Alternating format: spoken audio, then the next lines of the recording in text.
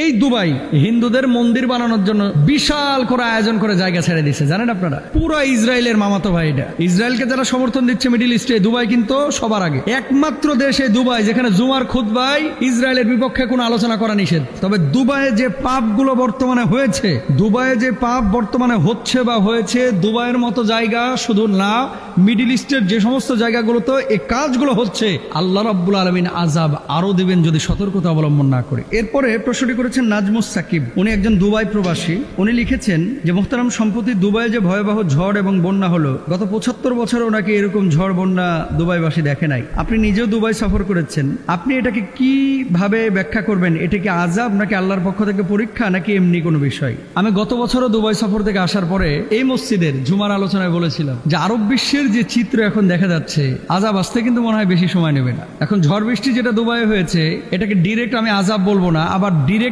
আযাব না এটা বলতে পারবো না, কারণ ফয়সালা তো আল্লাহ। তবে দুবাইয়ে যে পাপগুলো বর্তমানে হয়েছে, দুবাইয়ে যে পাপ বর্তমানে হচ্ছে বা হয়েছে, দুবাইয়ের মতো জায়গা শুধু না, মিডিল ইস্টের যে সমস্ত জায়গাগুলোতে এই কাজগুলো হচ্ছে, আল্লাহ রাব্বুল আলামিন আযাব আরো দিবেন যদি সতর্কতা অবলম্বন না করি। আমি প্রথমে দোয়া করি দুবাইবাসী যারা এখন এই বর্তমান বিপদের মুখোমুখি